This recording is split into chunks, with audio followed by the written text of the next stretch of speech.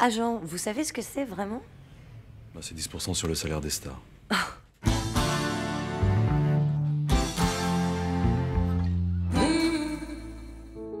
Je m'appelle Fanny Herrero, je suis scénariste. J'ai travaillé sur plusieurs séries, comme simple autrice d'abord, Kaboul Kitchen, Fais pas ci, fais pas ça, Les Bleus et Un village français, une série pour laquelle j'ai travaillé pendant longtemps. Et j'ai créé une série qui s'appelle 10%, que j'ai dirigée pendant 3 ans, dont j'étais la showrunneuse. J'ai aussi créé une autre série qui s'appelle Drôle. Et aussi, j'ai eu l'immense chance et honneur de faire partie de l'équipe d'écriture de la cérémonie d'ouverture des Jeux Olympiques de Paris 2024. Et voilà.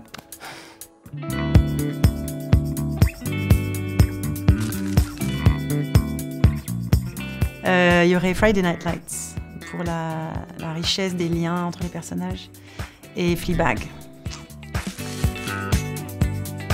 Pédopsychiatre. La littérature pour enfants regorge de personnages d'enfants maltraités, orphelins. Et donc moi je voulais sauver tous ces enfants, donc je voulais être psy pour enfants.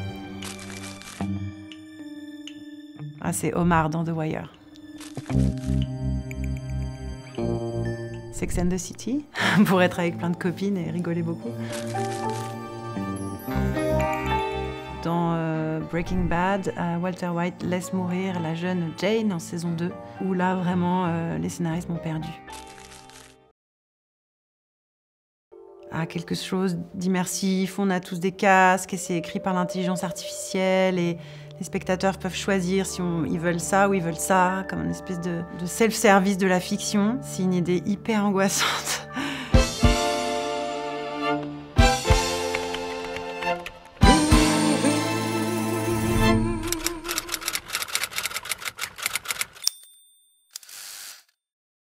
Alors, 10% a une préhistoire avant que j'arrive. C'est une série qui a été d'abord développée chez Canal+, par Besnéard, qui était producteur, et un auteur qui s'appelle Nicolas Mercier. Ça n'a pas abouti, donc pendant un temps, la série était un peu morte dans un tiroir. Besnéard l'a ressortie du tiroir en s'associant avec Harold Valentin, qui lui était un ancien de chez France Télé, devenu producteur, et qui lui a dit « Je pense que cette série, elle peut être pour France 2 ». Et à ce moment-là, ils ont recomposé une équipe d'auteurs, donc moi, c'est là que je suis arrivée. Et j'ai fait un travail énorme de recaractérisation profonde de tous les personnages. J'ai retravaillé tous les chiquiers relationnels de la série. Ça a été de dire les stars qui viennent jouer leur propre rôle, qui seront donc des guests par épisode, ne sont pas point de vue. C'est les personnages principaux, les récurrents, c'est les agents. C'est avec eux qu'on va vivre les histoires. Les stars, ça va être les problèmes. Oh, Mathias, il y a Zindine Solem qui est à l'accueil là. Elle m'a pas maintenant. Il est pas là, Mathias? Non. Donc une fois que j'ai fait tout ce travail, j'en ai sorti un pilote que j'ai coécrit avec Sabrina Carine. Et à partir de là, tout s'est déclenché et j'ai recomposé une équipe d'auteurs. Et là, c'était parti, quoi.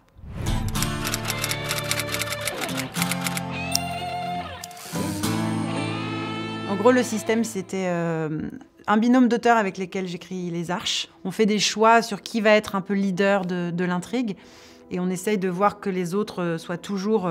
qu'on perde jamais le fil de aucune petite histoire secondaire. Et moi, ça me permettait de commencer le travail avec les 2 suivants. Donc c'était par bloc de 2, comme il y a 6 épisodes, ça faisait un peu 3 blocs. Pour que, quand on attaque les dialogues d'un épisode, on sait que les précédents, ou que les suivants, pardon, sont déjà un peu balisés, quoi.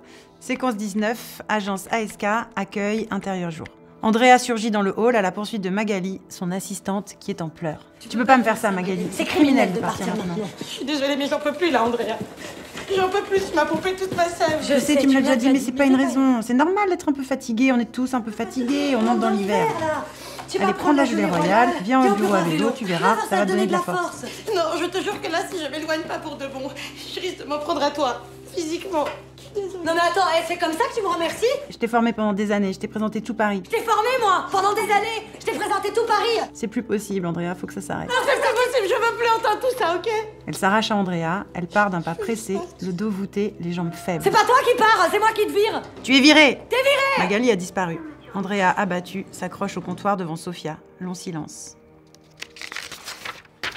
Alors, 10%, c'est marrant parce que c'est une série qui est, encore une fois, ancrée dans le réel, qui part de plein d'anecdotes vraies. Tantôt, c'était des histoires racontées par des agents, mais ça peut être des histoires racontées par des copains acteurs, par des copains scénaristes, des copains réalisateurs, réalisatrices. Et après, on l'a déployé, évidemment, on la fictionnait.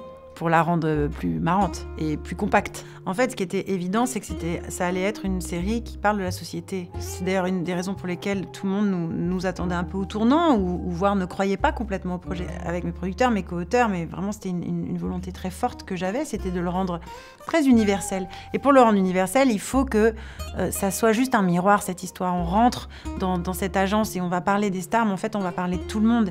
Et ce qui est intéressant, c'est que les acteurs, le cinéma, la télévision, c'est jamais qu'une représentation de qui nous sommes, de la société. Et donc, on va leur faire vivre des situations un peu extrêmes, mais qui ont à voir avec le vieillissement, l'amour, l'adultère, les angoisses, le racisme, le sexisme, l'histoire de famille. Vous n'arrivez pas à lâcher vos enfants plus de 5 minutes. N'importe quoi. Excusez-moi de ne pas faire semblant d'être mère comme toutes les autres actrices. Soit sur, voilà, l'homosexualité, la misogynie. Vous avez annoncé que vous gagniez exactement la même chose sur ce film. C'est important pour vous? Ah bah c'est surtout important pour moi. C'est vrai que 10%, moi j'ai mis beaucoup de moi, et donc c'est une série où la thématique de l'émancipation féminine, ou la question de la place des femmes dans le travail, la place des femmes par rapport à la maternité. Bon, écoute, tu devrais déléguer, on peut très bien prendre en charge une partie de tes clients.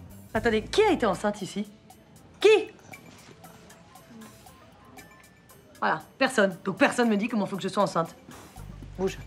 C'est pas qu'on me les reprochait, mais parfois on me disait « Ah, ouais, c'est un peu des trucs de bonne femme, quoi ». Et sur des trucs où moi, je me disais « Mais non, c'est pas du tout un truc de bonne femme, en fait, c'est important, mais il faut savoir bien en parler ». Par exemple, l'épisode 6, Juliette Binoche à Cannes, et qui commence par une banale histoire de robe, en fait. C'est quelle robe elle va porter. Ça va, Juliette? Tu t'en sors avec la robe? Oui, j'y suis presque. Et que c'est beaucoup plus contraignant, ça, pour les femmes que pour les hommes, c'est un fait. On ne choisit pas le vêtement, c'est lui qui nous choisit. Et vous le savez. Je suis pas sûre qu'elle m'ait choisi celle-là. Et en fait, pour moi, c'était un super point d'entrée pour parler justement des actrices, de leur corps, de comment on les voit aussi comme objet de désir. Je crois qu'elle avait jamais vu de ça avant, ça lui fait un choc un peu, non? Et à l'époque, encore une fois, on est pré-MeToo, hein, donc je pense que c'était déjà juste comme constat et assez nouveau, quoi. On n'en parlait pas beaucoup. Et en plus, donc, j'étais convaincue qu'elle rendrait juste la série plus intéressante, plus riche et puis plus concernante, quoi.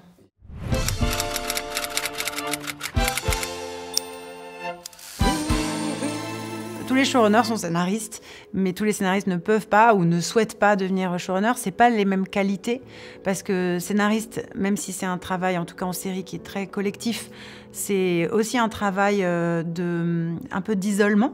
On peut être à plusieurs, mais on est dans une pièce, on est au chaud, on est dans un bureau. Et là, c'est beaucoup de matière grise, beaucoup de réflexion, mais en gros, c'est nous, notre tableau et nos post-it. Mais showrunner, là, pour le coup, c'est exponentiel, en fait. C'est-à-dire qu'on a affaire à tous les corps de métier qui vont fabriquer la série. Donc, soudain, nos interlocuteurs se démultiplient, parce que le showrunner est le garant de la cohérence d'ensemble de la série. Et être capitaine de ce gros bateau, c'est pas les mêmes qualités. Il faut avoir de l'enthousiasme, il faut avoir du pragmatisme, il faut avoir de la fermeté. Et puis, si soudain, il y a un changement de décor, ben, voilà. Et en fait, il faut tout le temps s'adapter, et là c'est très concret. Le plateau, la fabrication, c'est la réelle politique en fait. On n'est plus dans sa tête, on n'est plus dans l'imaginaire, ce qui est très angoissant.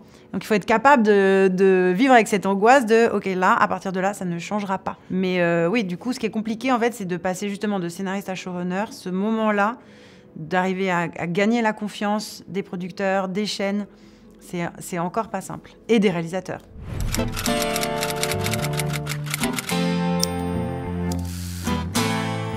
Ma place de showrunner, c'est quelque chose qui s'est construit au fil des saisons. Sur la saison 1, j'étais vraiment créatrice, directrice d'écriture, scénariste principale. Et quand il s'est agi de faire rentrer un réalisateur, c'est Cédric Lapiche qui a été choisi, et surtout aussi qui nous a dit oui. Et donc on a été très compatibles dans nos imaginaires, nos univers. Après, ce qui a été plus compliqué, c'est que lui, comme voilà, beaucoup de réalisateurs, et particulièrement à cette époque, il arrivait du cinéma, il a une carrière, il a des grands succès, il a une personnalité, on vient le chercher aussi pour ça. Et moi, j'ai essayé de lui expliquer, mais tu sais, une série, en fait, c'est pas comme un film, puisqu'il y a plusieurs personnes qui vont être sur le plateau, faire la mise en scène, et donc il faut pas que chacun ait sa vision ou son idée. Donc il faut pouvoir prévenir ça, il faut garder, encore une fois, cette cohérence, et celle-là, elle vient de l'écriture. Alors, qu'est-ce qu'il y a dans le scénario?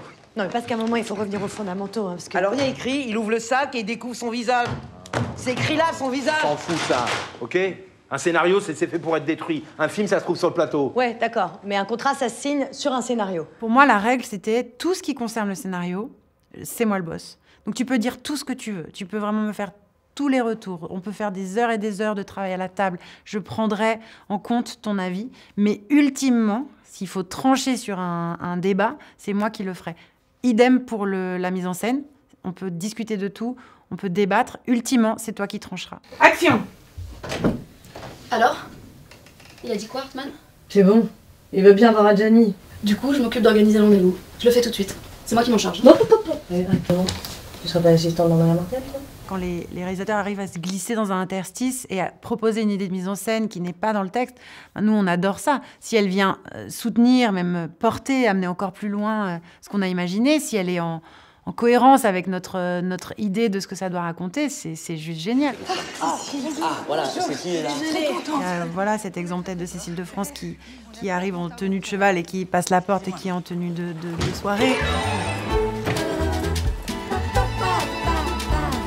Je me souviens de ce plan qui est hyper beau, c'est complètement lui qui l'a inventé. C'est au moment où Mathias hésite à trahir tous ses collègues d'ASK, et il les regarde un par un, il est dans une voiture, c'est la nuit, et en fait il les voit dans la foule.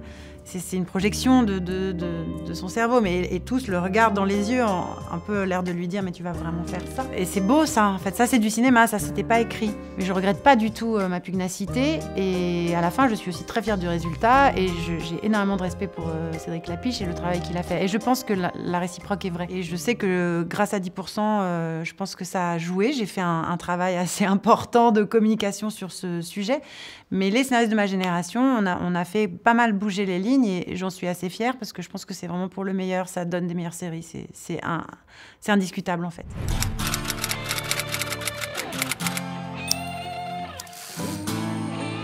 C'est quoi qui t'agresse à ce point dans cette scène? Écoute, de toute façon, je te demande pas de comprendre le problème, je te demande de le régler. Mais comment? Tu lui dis que je vais jouer son spectacle, mais qu'il n'y aura pas de piscine. Pas de piscine? Ça a été extrêmement compliqué, particulièrement en saison 1, parce qu'en saison 1, par définition, la série n'existait pas, elle n'avait pas encore eu de succès. Et donc, quand on commence à aller chercher les comédiens, on est en 2014, c'est moins répandu qu'aujourd'hui de venir faire de la télévision pour des stars de cinéma, c'est plus effrayant pour eux. C'est pas grave, laisse tomber. Mais enfin, François, aide-moi à comprendre, merde. Il n'y a pas vraiment une culture non plus de l'autodérision française. Je sais pas nager. Et donc, pour toutes ces raisons-là, les comédiens, enfin les acteurs, les stars étaient assez frileux. Tu lui dis ce que tu veux, mais tu lui dis pas. Non, non. Plusieurs nous ont un peu plantés peu de temps avant. Donc, il y a vraiment eu un moment de quasi-panique. Autant pour les récurrents, ça a suscité énormément d'enthousiasme. Enfin, vraiment, on a fait un casting parisien incroyable où tout le monde se bousculait pour venir jouer dans cette série, pour jouer les agents et les assistants. Et alors, du côté des stars, c'était vraiment pas le même bouillon, quoi. Merci Lynn Renaud, mais c'est la première qui nous a dit oui, qui joue donc dans l'épisode 2. C'est vrai, cette histoire de partie fine à Rio de Janeiro? Ah non. Non, je vous jure, il a vraiment avalé une miette. Mais quel con! Évidemment, après, quand on a fait les scores d'audience qu'on a fait, et qu'il y a eu un emballement médiatique, qu'on a eu plein de bonnes critiques, que la série a fait beaucoup parler. En saison 2, en saison 3, c'était pas du tout la même chose, ça a été très simple, et même parfois on recevait des appels de gens qui nous disaient « Ah, mais je veux bien tourner dans 10%. » Donc là, c'était hyper... ça faisait du bien, quoi. Tu te rends compte? J'ai été une des premières clientes. J'étais la première cliente. C'est vrai? Quand on écrit la saison 1, c'est une abstraction, en fait. L'idée qu'on a de qui est Andrea, qui est Mathias, qui est Gabriel. Du jour où ça s'incarne, et que la saison 1 existe, prend forme, et que là, on sait, ok, c'est Camille Cotin, c'est Thibaut de Montalembert, c'est Grégory Montel, c'est Laure Calamy, c'est Nicolas Maury. On sait pour qui on écrit. Et là, ça devient très marrant, parce que même entre scénaristes, du coup, on commence presque à les imiter, quoi. Par exemple, voilà, je parle de Laure Calamy et Nicolas Maury, mais au départ, c'était un peu des sidekicks comiques. Donc, ils étaient là un peu pour, voilà, créer une sorte de soulagement de comédie. Trouvez-moi le téléphone de Miranda Jones, la productrice de Tarantino. Il faut absolument que je la voie avant qu'elle parte. D'accord. Je m'en occupe tout de suite. Et puis, au fur et à mesure, ils ont pris de la densité parce que ces acteurs-là sont tellement bons qu'on a commencé à étoffer leurs arches et leur parcours. Et donc, toi, t'es l'assistante de Mathias Barneville? Oui. Votre femme a téléphoné. Monsieur Barneville, êtes-vous sûr de vouloir continuer à vivre avec elle? N'importe quoi, là. Ce que tu fais, ma vieille. Ou alors, d'une autre manière, le personnage de Mathias Barneville, donc joué par Thibaut de Montalembert, qu'on lui faisait jouer le grand méchant, mais finalement, il dégage une forme d'inquiétude, en fait, presque malgré lui, et cette fébrilité, cette légère fragilité de lui, cette humanité, en fait. Elle nous a beaucoup servi pour renforcer le personnage et pour lui faire traverser des zones plus sombres, de mélancolie, carrément de dépression. Enfin, on l'a mis dans des états pas possibles, le pauvre Mathias. On l'a ramassé à la petite cuillère, le gars. C'est trop... C'est ça qui est très très beau, c'est que dans une série qui dure, le personnage, en fait, c'est vraiment la rencontre entre une partition, donc une écriture, et un acteur. Et c'est ça qui, ensemble, compose le personnage.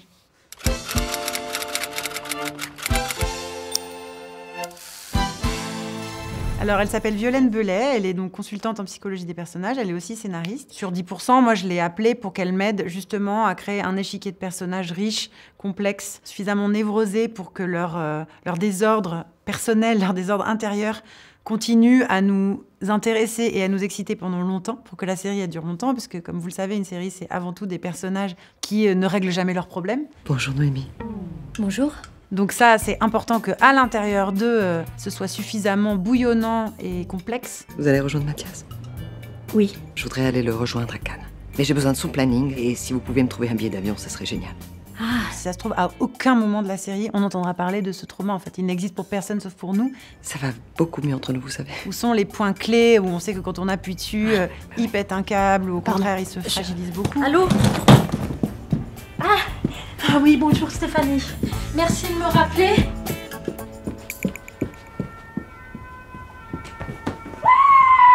Elle m'a aidé aussi à les distinguer bien les uns des autres, à faire en sorte que les couleurs soient nettes, à faire en sorte qu'elles soient compatibles et contradictoires, complémentaires. C'est quelque chose qui est très propre à 10%, c'est ce mélange de sérieux, d'une forme de gravité et de profondeur, avec un traitement léger et comique, quoi.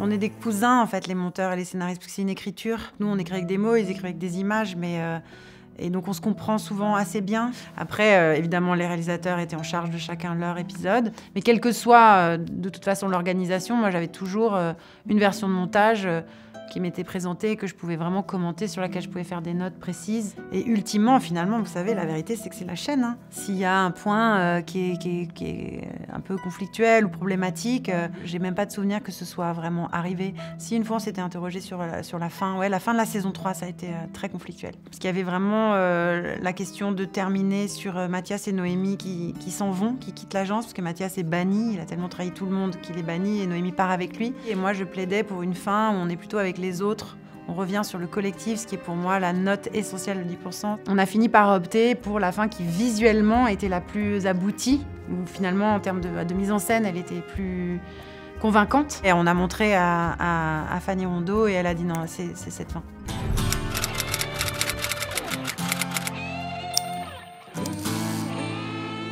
La comédie américaine des années 30, 40, 50, Lubitsch, Capra, Billy Wilder, avec justement la comédie de mœurs, des personnages féminins très libres, émancipés, Ali McBeal, parce que c'était du 52 minutes, c'était de la comédie de bureau, mais avec une dimension quand même assez émotionnelle, et avec des personnages voilà, comme ça dessinés de manière assez vraie, dans le fond. The West Wing, parce que c'est une série qui m'a tellement marquée dans justement le côté musical de la partition, la chose extrêmement bavarde, mais où il n'y a jamais un mot de trop. Aaron Sorkin est un peu un maître indépassable du dialogue, mais c'est bien d'avoir des maîtres qui sont très très forts.